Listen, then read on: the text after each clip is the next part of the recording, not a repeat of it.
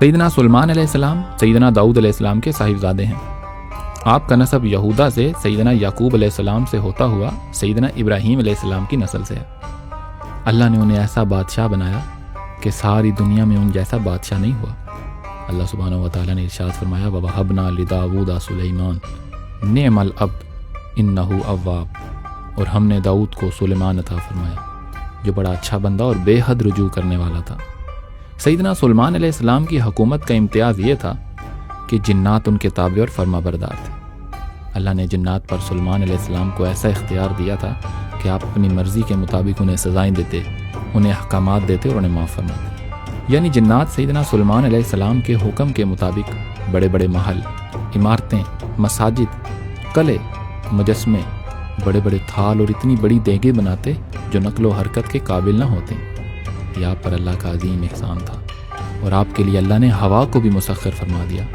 فَسَخَّرْنَا لَهُ الرِّيحَ تَجْرِي بِأَمْرِهِ رُخَاءً حَيْثُ أَصَابَ، اللہ نے ارشاد فرمایا ہم نے ہوا کو ان کے ماتحت کر دیا اور آپ کے حکم سے جہاں آپ چاہتے نرمی سے آپ کو پہنچا دیا کرتی۔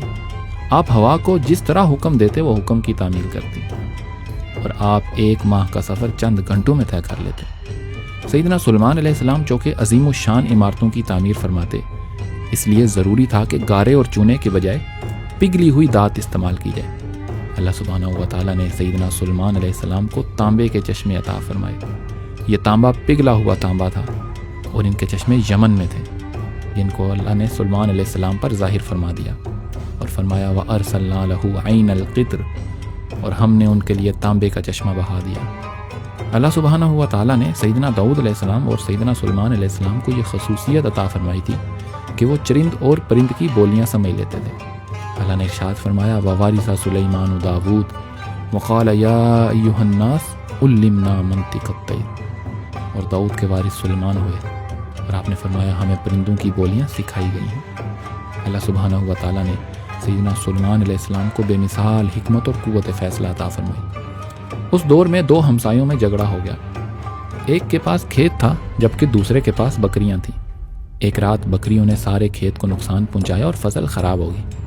اب دونوں فریق اپنا مقدمہ لے کر سیدنا داؤد علیہ السلام کے پاس آ گئے۔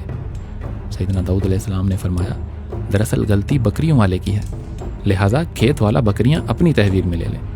جب یہ فریق نکلے تو سیدنا سلیمان علیہ السلام سے ملاقات ہوئی۔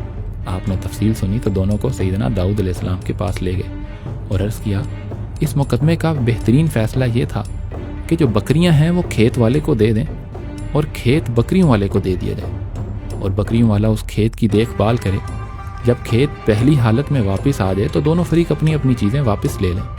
اس دوران کھیت والا بکریوں کے دودھ سے فائدہ حاصل کرے۔ آپ کے بے مثال دربار میں انسانوں کے علاوہ جن اور حیوانات بھی فوج در فوج حاضر رہتے۔ ایک مرتبہ دربار اپنے پورے جاہو حشم کے ساتھ لگا تھا۔ سیدنا سلیمان علیہ السلام نے جائزہ لیا تو ہدہد غیر حاضر تھی۔ تھوڑی دیر بعد جب وہ حاضر ہوا تو عرض کرنے لگا میں بڑی دور سے ایک خبر لایا ہوں، میں ملک سبا کی خبر لایا ہوں، جہاں ایک عورت کی بادشاہت ہے اور اس کی قوم آفتاب کی پرستش کرتی ہے، اور اس کے ہاں ایک شاخی تخت ہے جو ہیرے موتیوں اور سونے چاندی سے جڑا ہوا ہے۔ سیدنا سلیمان علیہ السلام نے ارشاد فرمایا کہ ہم ابھی دیکھ لیتے ہیں کہ تم نے سچ کہا یا جھوٹ کہا۔ آپ نے ایک خط لکھا اور فرمایا یہ خط لے جاؤ اور دیکھنا کہ اس ملک کی ملکہ کیا جواب دیتی ہے۔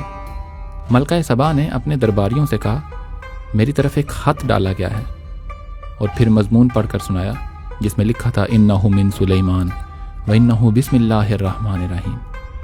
خط سنانے کے بعد مشورہ کیا کہ آپ لوگوں کی کیا رائے ہے۔ درباریوں نے فیصلہ ملکہ کے سپرد کر دیا۔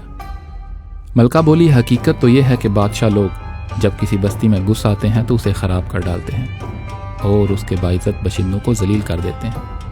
میں ان کے پاس تحفہ بیچتی ہوں، پھر دیکھوں گی کہ ایلچی کیا جواب لے کر آتا ہے۔ جب قاصد تحائف لے کر سیدنا سلیمان علیہ السلام کے پاس حاضر ہوئے تو آپ نے فرمایا کیا تم لوگ مال سے میری مدد کرنا چاہتے ہو؟ اللہ نے جو کچھ مجھے دیا ہے وہ اس سے کہیں بہتر ہے جو تم نے دیا۔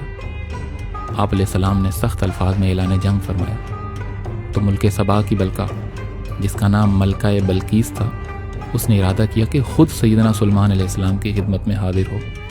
ادھر سلیمان علیہ السلام نے اپنے درباری جنوں کو حکم دیا کہ ملکہ کے پہنچنے سے پہلے اس کا تخت میرے پاس لایا جائے۔ ایک قوی ہیکل جن نے اٹھ کر کہا آپ ابھی اپنی جگہ سے اٹھے بھی نہ ہوں گے کہ میں اس سے پہلے آپ کے پاس وہ تخت لے آؤں گا، اور یقین رکھیے میں اس کام کی پوری طاقت رکھتا ہوں۔ آپ نے فرمایا مجھے اس سے بھی جلدی چاہیے۔ دربار میں موجود ایک دوسرے شخص کھڑے ہوئے جن کے پاس اللہ کی کتاب کا علم تھا، عرض کرنے لگے میں پلک جھپکنے سے پہلے وہ تخت لے آؤں گا، اور اگلے ہی لمحے تخت آپ علیہ السلام کے سامنے موجود تھا۔ جب ملکہ بلقیس دربار میں آئی تو پوچھا کیا یہ تیرا تخت ہے؟ اس نے جواب دیا ہو بہو وہی تخت ہے، اور کہنے لگی ہم کو اس سے پہلے ہی آپ کی عظمت کا اندازہ ہو گیا تھا، ہم تو آپ کے فرما بردار ہیں۔ یہ عظیم سلطنت دیکھ کر اور یہ کمالات دیکھ کر وہ جان گئی کہ سیدنا سلیمان علیہ السلام صرف بادشاہی نہیں ہے بلکہ نبی بھی ہیں۔ چنانچہ اس نے فوراً اسلام قبول کر لیا اور اللہ پر ایمان لے آئے۔ اسلام قبول کرنے کے بعد سیدنا سلیمان علیہ السلام نے ملکہ بلقیس سے نکاح کر لیا۔ سیدنا سلیمان علیہ السلام نے بیت المقدس کی تعمیر ازسر نو فرمائی اور اس کی تکمیل کے لیے جنات سے خدمت لی۔